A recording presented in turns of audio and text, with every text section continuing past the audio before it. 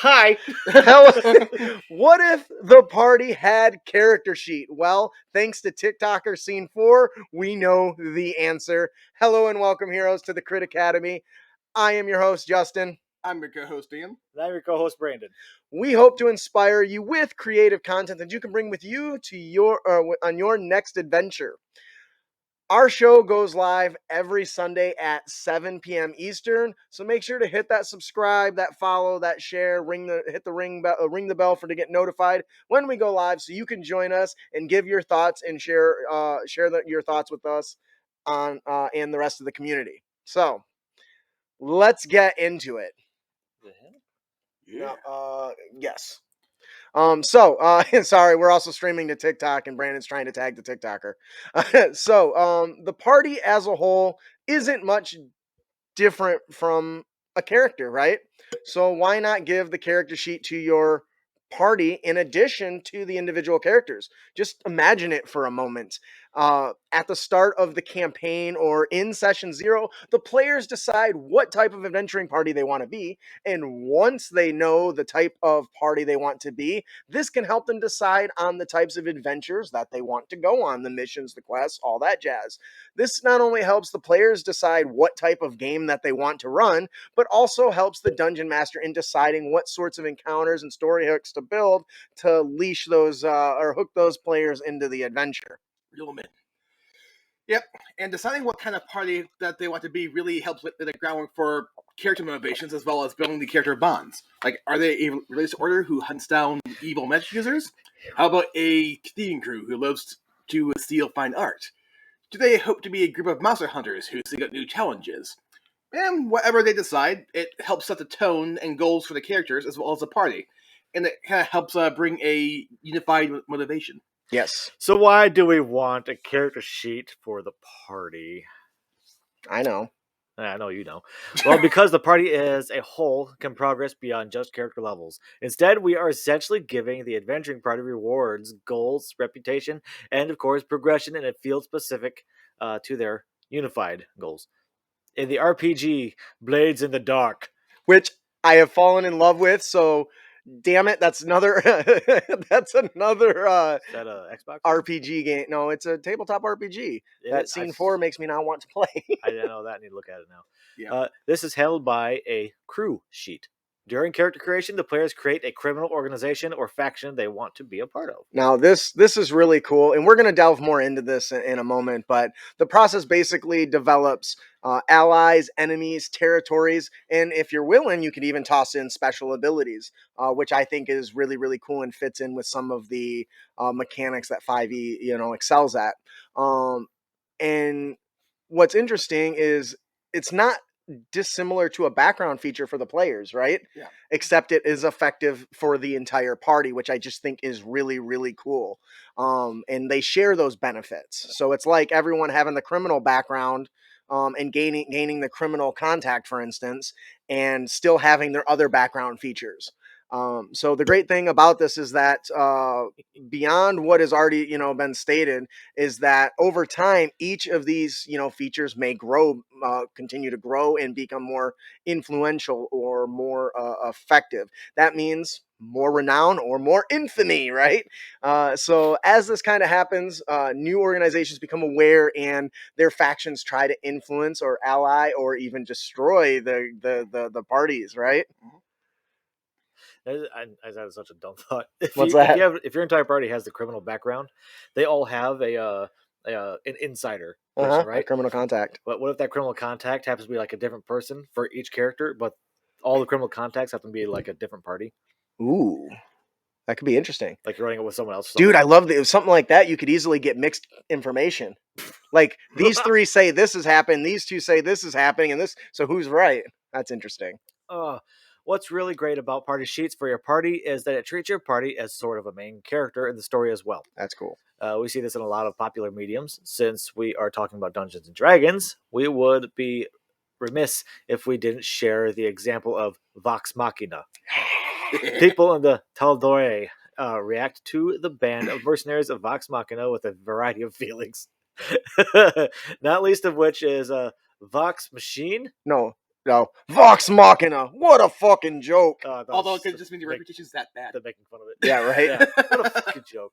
Now this feeling is completely independent of a feeling for each individual character, but is for the group as a whole. So now, before we get into the Vox next Machina. kind of note we have here, I want to open the floor to discussion. I think Alicia, I think we have an image of the crew sheet from the. Brandon's mic is fading in and out. Talking to the mic. Yeah, actually, like one group example we have among us is like when you ran Storm King's Thunder, and we had the Azure Crows. Mm-hmm. That one time when we rescued dwarves from fire giants, but on our way to escape, Joram got stuck in a cave-in, and so there's some dwarves, and Malachite was like, "I will save you guys!" And he's like a huge spell to break through the cave-in, Mm-hmm. and hit a gunpowder storage in the process, Yes. I love killing it. some of the dwarves who were buried, but rescued Joram. It's like, and the dwarves who survived were mad. I mean, they knew intellectually it was not on purpose, but at the same time, it's like, you killed some of our brethren. Yes. And we're like, they don't hate us, but there's still some resentment. We should probably go. Let's get out of here. So in this this crew sheet here, there's a lot of different things that I think that we can use as is, and some things that'll need to be changed. If Alicia, if you'll pop that back up there for us real quick. In this, you can see that, I don't know, can I zoom in here? No. Other way. I got it. Yep. So here we can see a variety of different mechanics. The name, the reputation, which obviously every adventuring party needs a name, right? I mean, to me, that's super important because that's something that the NPCs can refer to you as. And once again, once you have a name and you become known by that, your reputation kind of just being part of that group influences how people are going to behave, right? You can be the most holiest of clerics in a group of a-holes, and if that group is known as an a-hole, no matter how good you are, you're going to be treated like that. And so I think the Blades of the Dark's crew sheet really does that pretty well. So of what's on here, That's such bullshit. what? The fact that Azure Crows become Azure Crows till the end of the campaign. Yes. I thought it was before that. Because I mean, I know, like, in the Avernus at least, halfway through, we then became the Crimson Exiles. Yeah. Is that Avernus was after he did Storm King's Thunder. Yeah. And that's when we became Azure Crows. Yeah. And I wasn't around. So focus. So oh yeah, there's a show. So here, yeah, right. So here, we're looking at the Blades of Dark, and there's a lot of different things here that I think are interesting. You can see that in the top section here, just under, you have a layer in the top left. You also have kind of like rep badges, reputation, and a way to track it. But what's really cool is they have what's known as turf. Now, for me, I would treat this more like territories, right? So if our group is, you know, give me an adventurer group. What's a theme that you would pick besides criminal? Because we talked about that already. Adventuring Guild. Adventuring guild. What do you got? Anything? Group of clerics. The voice. Okay, so Of what the is beyond. okay? So these are good ones. So you got an adventuring group whose sole goal is to spread the word of their holy deity. So let's pick Torm, right? Torm's or is it Helm? Which one's the war one? Torm sounds good. Okay, whatever. So your goal is to take on adventures, but you're also spreading the word. So your reputation would hopefully follow that, right? Like I remember Brandon saying something about grabbing somebody and dousing, drown, or sticking them into water and say, "You're blessed, bitch." You remember that? I don't know if you did that or you talked about it, but missionary, spreading the good word, absolutely. And so this kind of gives us a good outline for that. But it also has cohorts, which would be like connections, right? People that you're connected to, allies. Enemies, and it has a little scale for it, which I think is really, really nice. What do you guys kind of think about the list having a list of cohorts and allies to track? That's definitely a good idea, and I've seen stuff like that used in other games. Granted, for individual characters, but for a group, that still makes perfect sense. Yeah, and that's really cool too, because let's say you can expand upon existing backgrounds, right? Mm-hmm. So let's say you have the sage background, right, which lets you know where some piece of information might be if you don't know the answer, right? So maybe you go to a library to recover some lost arcane knowledge, Mm-hmm. and with that, you say, okay, now you have to create an NPC for this area. What? Nothing. You have to create an NPC for this area, and that becomes like an actual contact that the players can add to their party sheet or their crew sheet as as a reminder that, hey, we know this guy, we have good rep with him, maybe he's got an answer for us. Shadow Wolf Nara says, so this is interesting kind of idea, like how Fable, great game by the way if you haven't played it, agree, and where they more good they do, they're seen as better in the eyes of the world and vice versa. And I think that's one of the benefits of having a sheet like this, because it tracks consequences. Oh, And then I didn't think about that. and then there's Saitama from One Punch Man, where every time he does something good, everybody somehow sees it in a way that's bad. Doesn't he like blow up a meteor and then it destroys everything as little barrages, Yeah. but doesn't destroy the planet? So Yeah, the meteor was going to like destroy out the entire country, but because he like hit it and it became smaller chunks, it destroyed parts of the city. And everyone's reaction was, "That's the guy that wrecked their houses!" instead of the guy that saved the planet. Yeah. And so this is a really good tool for that. Having a party sheet allows the party as a whole to become known. And you mentioned, or I mentioned the consequences, and you thought that was a good idea. And then there's King, who does absolutely nothing, but somehow gets all the credit. Takes all the credit. Yeah. Not on purpose, to be fair. When I saw that, when I first saw that, I couldn't believe it. So consequences is something that I hear a lot of complaints that my players do this, my players do that, their characters are murder hobos, blah blah blah. With a party sheet, there is a visual reminder of events that they've done, almost like milestones you can document, and that'll affect their reputation as a constant reminder of the crap they're good they're doing, which I think is fantastic. Yeah. What are your thoughts on that, B? You ever heard the phrase "one crew, one screw"? No, but that sounds hilarious. If one person messes up, you all mess up. Yeah, Yep. team failure, right? Yeah, that's what this shit's making me think of. And it's more just than that too, right? So, not only are you building contacts, but you can use it to detail your headquarters, right? Your lair is what they call it in Blades in the Dark, right? So you can have these details of all the little things you're getting in your lair are as a party is now recorded somewhere. You know what I mean? Yep. So what are some stuff you would think would add? Oh, so there is a section for special abilities. This goes back to, as the DM, if you wanted to include special abilities for their goals and those achievements that they have, you could, right? Personally, I would treat them more like backgrounds where they're role play only benefits, Sure. no combat benefits, but Yeah. nothing is stopping you from going that route, right? Nope. Not at all. So what do you guys think? Would you want to add more combat oriented features to a crew or party sheet, or do you think you should keep it in the more ambiguous role playing mechanics? I'll keep it in the role playing mechanics, just because, like, for the combat ones, to me, it doesn't necessarily make sense per se. Yep. If you will. I'm not saying it can't be done. I'm just saying role playing aspects or connections just seems to be more applicable. But what you could do, if you wanted to go that, maybe you have a really great relation with a specific reputation with a specific group. So maybe you got a cohorts. Let's go back to the clerics, spreading the good word of Helm or whatever. And maybe they get an NPC who's a follower of Helm, and maybe when there's so many together, they get a blessing or something occasionally. That would stay at least within the theme, but I definitely think RPG, like a party buff. But I do think that it works best as an RPG or a role play mechanic. So Dulcinea says, like calling in the cavalry, or if someone really screws over the team, they can sick their crew on the bad guy. I like that. And that really goes into the next thing is a party sheet or crew sheet can actually extend beyond the current party. Yep. And so what I mean by that is how many people love to play multiple characters?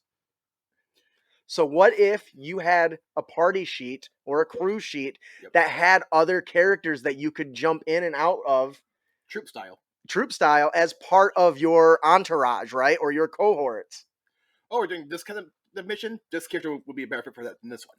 Yes, exactly that. Or like you and another character have a curse, an ongoing curse where every full moon you guys switch places with the different parties. Jesus. But that's something that could be tied into it, and that would be a really good special ability, I think, even. Once you get enough reputation, people start joining, and it's just your players' other characters, and you swap them in and out. With that, is there anything you think really should be added this that would take it to the next level besides the lair and the cohorts and the training and stuff like that? Ooh, that's an interesting. We didn't touch on that. Andrew says crew levels. Not directly, but we will get to that. Andrew says for battle mechanics, you can keep track of when the team earns a special weapon, like a cannon or siege weapon, or gains the ability to call certain factions to fight with them. I do like that. That would tie in well with the cohorts, right? Yep. And the more people you build up, the more contacts you have to. Oh, we gotta attack we gotta siege a castle. Well, you know what? Balfour has a group of guys that are actually experts in siege engines. So we did him a favor. Maybe he can do one for us. I like that. Oh, So. I keep coming back to the special abilities area, Okay. and that is that because it's a whole team effort. Mhm. It makes you think of like from shows and anime, like how Power Rangers, when they're all together and they combine their powers, they get a massive Zoid. With your powers combined. Oh, That. that's something different. You get a Zord. Captain Planet. Yes, we're the Planeteers. Yes. You can be one too, because saving the planet is the thing to do. Sorry. Or I love that show growing up. Or like if you want to tap into Gears of War, because let's say like you get on a certain religious faction and you gain a one-time use of the Hammer of Thor, if you will. I like that. Which was a orbital death beam satellite in Gears of War. Time to die. This begs the next question. I didn't think of anything I'd like to add to it. Did you guys have anything? My only thought was levels. Okay, and so that's the next thing we're gonna talk about. But you know what I think would be cool is if you get a lair, a special reward being lair actions. So if you can fight an enemy in your own like crew headquarters or something, not that would happen very often, but would certainly be interesting. Although if your own headquarters is being attacked, that's when you know stuff is screwed up. Getting serious, yeah, it's some serious stuff. It's like when the Green Ranger suddenly appears inside the Megazord. And it kicks everyone's ass while they're sitting down on their cans. I like that. So you mentioned leveling up. So, Ian, how does one level up? A faction or a party faction or party sheet, whatever you want to call it. Access to resources and or reputation. Yeah, it's easy, right? Yep. Whatever the goal of the party is, right? Which goes back to we chose, adventurers spreading the word of Helm.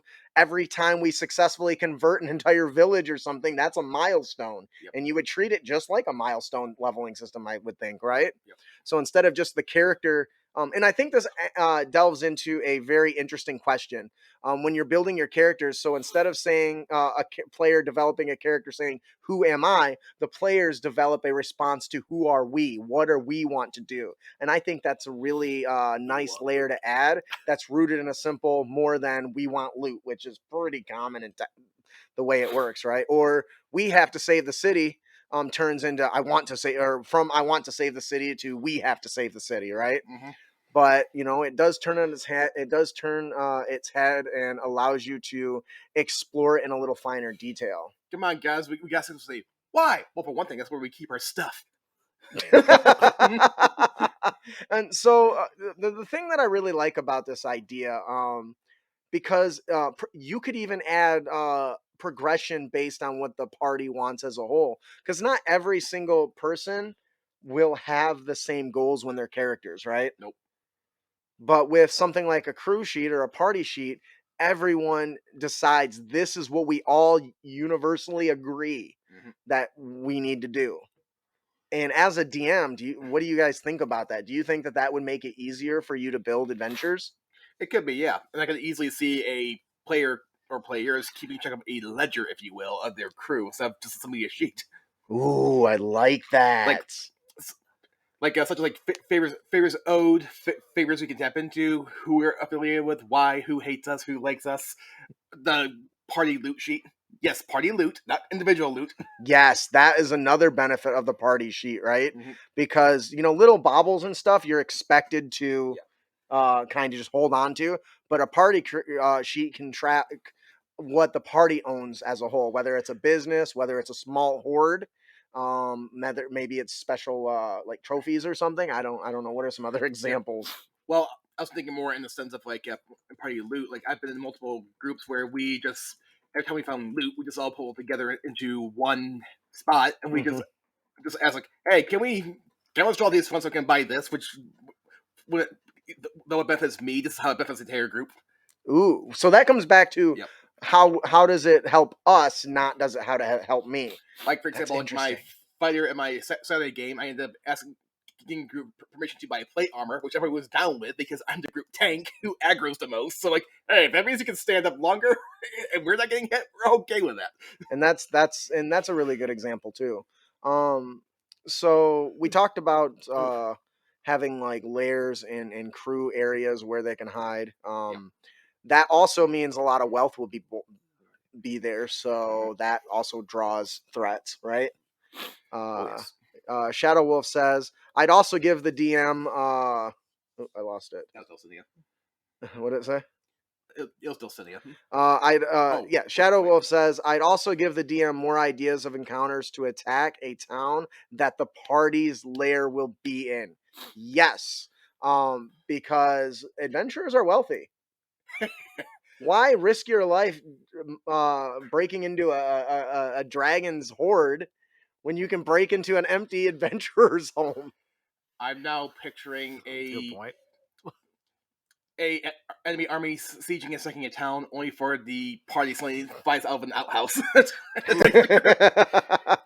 just got a good thought from that too. What's that? Is having the character or the party sheet is it gives the primary goal of everyone that you were talking about. Yeah. I think that can be a permanent hook solution for a DM throughout the campaign, saying that this is your guys' ultimate goal. I can still like interweave your guys' little backgrounds in between. But this is what you guys want, so this is what you guys are going to work towards.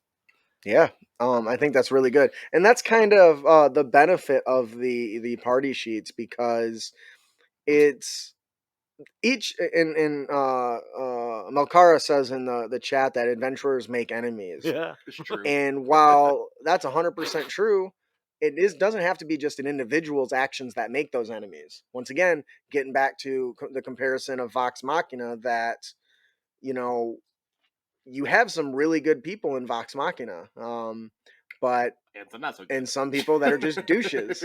But it doesn't matter. That connection of that party being together automatically puts the NPCs in a situation where they assume how that person behaves, right?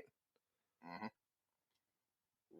Expectations for sure. There's one other thing I want to talk about when it comes to party sheets that I think is something that can be beneficial, is not just getting other NPCs or getting other characters or your other own characters part of this crew or this party sheet, but also NPCs that will look up to the heroes. Like, maybe the party rescues a blacksmith and he goes to their lair and gets added to their crew sheet or their party sheet and becomes one of the supports for the party while they're there. And so every time they go, they meet with the same NPC that repairs their armors, and you get a sort of role play there that delves into the connection between, I need you to fix my stuff, which is usually what you get when you're just going between towns, versus, you broke the shit again. What is wrong with you? How many times do I have to fix your armor? I'm getting sick of it. I'll be honest. That's a Maybe we have to have it fixed if we got rid the first time, you dick. so that's one of the benefits I think can come out of a crew sheet quite well. But also, Shadow Wolf, this is a good. It says, idea. We all know PC deaths happen from time to time. They could use the party sheet like an adventure spot open board. And a place to keep track of how many deaths there have been. That weaves into the new characters a player may roll up, like they had a career talker that was studying under career stalker, maybe that was studying under one. That's another really great example. I want to pull it back to the NPCs though, because that gives us an opportunity for services, right? What? Nothing. Services. So what are some examples of some services that could be part of the party sheet when they're in their lair or they've got these people that can work for them? Specialized alchemists. Somebody that makes potions. Or somebody that makes magic items. Ooh, that's really good too. And I think that's a good point too, because this can be a powerful way to offset what the party doesn't have. Yeah. So let's say you have an entire group that doesn't have an arcane caster. Hiring someone onto your party sheet, it will be a constant reminder that, hey, if I go here, I got this person we've hired that will take care of in identifying weapons or imbuing them with magical essences. Or a priest who can raise the dead. Ooh, that's good. Again, this is the third time this week. He's like, you're gonna have. So, is there a resource for that? Yeah, diamonds. So yeah. So, sorry, Bill. I spent the last diamond on the last time you died. You're out of trouble till you get me more. What does Malker say there, Brandon? Melkar. Also, each player may be tied to a different organizations and do work for those organizations, which then makes the other organizations become their enemy. Ooh, That was actually that's a good one. What game is GTA's like that? Yeah. You are now my sworn enemy. Yeah, we already have 3 of those. Dulcinea gave us a good list. An enchanter, an alchemist, or a doctor would be good. Oh, or a dungeonologist, somebody that helps with lorddoms and navigating traps. That's cool. Deceased. Or a chef. Receased. What? Or a chef. Ooh, a chef. Yeah. Lurik would like to have Lurik. So that's interesting. Yep. I hadn't actually thought about having an NPC that's a lore dump for the world, somebody who's constantly researching. Bring me monsters you kill. You slay it, I play it. Oh, jeez. I like the idea of a stable hand that Shadow Wolf's giving, druid, clerics, all those different things that can be powerful tools to the players in their D&D game or their adventuring. And it and it doesn't have to be just, their own personal thing. Some of it might be tied to something they want to do. I'm a thief, I'm a rogue, I want to own my own thieves guild. Mm-hmm. You could use a party sheet for that. What? Doesn't Durham wouldn't like that very much, would they? They'll be out to get you. Is there anything else we want to touch on by this? I think this is a really fun idea. I think it can really go pretty far. There's a lot you can benefit from having a crew sheet. The biggest one being it's easy to organize the motivations of the party as a whole instead of just the individual players. But don't let that bypass the individual player goals, though. Andrew's like, a gun chef might be able to get bonuses if someone can before they go on the next quest. I'm like, there's a feat for that. I've discovered a new recipe. I got it. Which means, what if the NPCs you have working for you in your guild hall or whatever have said feats, which gives you said benefits when they do their stuff for you. So see previous episodes where we talked about giving NPCs feats, because I think that's a great idea. Yeah. And that could be part of the leveling process of the party, right? Yep. What? Makara, the Shadow Wolf, a Beastmaster to tame animals like hounds or horses, as well to help protect their lairs. I'm just wondering how much more stuff we need to get closer and closer to becoming villains. That's awesome. So it's like Superior Spider-Man? Oh my goodness, that's such an awesome arc. If you don't know, that's when Doc Ock changes bodies with Spider-Man. And yeah, it's weird. He's better, awesome. But he's better. He's just better. He's more brutal too. Yeah. All right, so that's a really good point. Shadow Wolf just made another great point. Man, I'm loving this. I'm loving the active comments right now. Weapon Master to help teach them to use weapons faster. So this could lead into excellent options for multi-classing. Now, mechanically, we've talked, you should be able to multi-class at any point. But if you're one of those stuck-up DMs that feels like you need a RP, I hired a guy. And second off, in the lair. And second off, relax. Oh, yeah. Relax. There are a lot of DMs I know who really need to take that advice. Yeah, for sure. And skills, too, right? Yep. That's the other thing. You can have an NPC you hired that might have a specific skill. Are you watching TikTok on there? I'm watching our TikTok. Oh, okay. Well, that's good. I count it. God damn. All right. So I think that it'll do it for our main topic today, adventuring party sheets. We do have a link in the blog to the to the actual crew sheet from Blades in the Dark. Definitely check out Blades in the Dark. It is a very cool game. I am loving what I've read. So I need to sit down and read the actual book. some good shit. I had the book. I just need to read it. So one of those things you buy and just kind of sits in a corner. Like my Mistborn RPG. There's a Mistborn RPG. Yeah, so this actually wrote material for it. And that'll be the end of our show today. Yep. I had no idea. And it actually does have crew mechanics in there too. You're just now bringing this up. Is there anything different about that? I haven't played it. I just know that you build your characters as a group first. So yeah, that's very cool. Yeah. All right. So that'll do it for our main topic today. I want to take a moment to talk about our new Patreon rewards. If you enjoy the content that you're seeing here and you want to be part of the community, we are doing, we've just revamped some of our Patreon tier rewards with more fat loots because, you know, I had already plenty of time to write. Why not add more, right? And I want to talk about some of the new ones. Actually, one of the things that I really love are NPC cards, where you've got like an art piece of an NPC. So we decided to make tarot card size printable cards. On one side is a nice piece of artwork done by the Brandon. And he's been doing really good work. And then on the other side for the Dungeon Master is personality traits, ideals, bonds, and flaws. And these are every week we're releasing a new one, and our patrons are really giving us great feedback. They like the versatility of them and the fact that you can just pull it up and show your players. The other thing we did is I'm a huge fan of spell components, something that nobody uses anymore, right? Yeah. To be fair, it did get pretty tedious in the past. And I understand that, but from now it's mostly just role playing. Yeah. And so what we did is we created magical spell components. Yeah. We call them spell reagents, little items that get consumed during the spell casting that buff it. My favorite one is one of the art pieces you did for the she pulled up the Scorch Rose, so I guess I'm talking about that.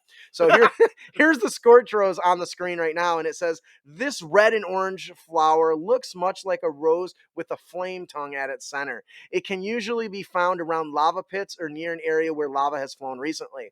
It is an uncommon reagent, so when you cast a spell of first level or higher, it deals fire damage. You can add a Scorch Rose to the material components, and if you do, the target takes fire damage from the spell, must succeed a con save, or begin burning for an additional 2d4 damage at the start of each of its turns. And of course, it had kind of used an action to put it out. And it's a nice consumable little item that you can give to your players, and they can just give a little oomph, like a consumable potion for spells only. So you can see we got the Orc Smuggler on there, which is pretty fun. So if you want to support Crit Academy, please consider heading on over to patreon.com/Crit Academy and checking out some of our content. We are always putting out so much content that I don't have time to have a real life. That's why he's giving it to us now.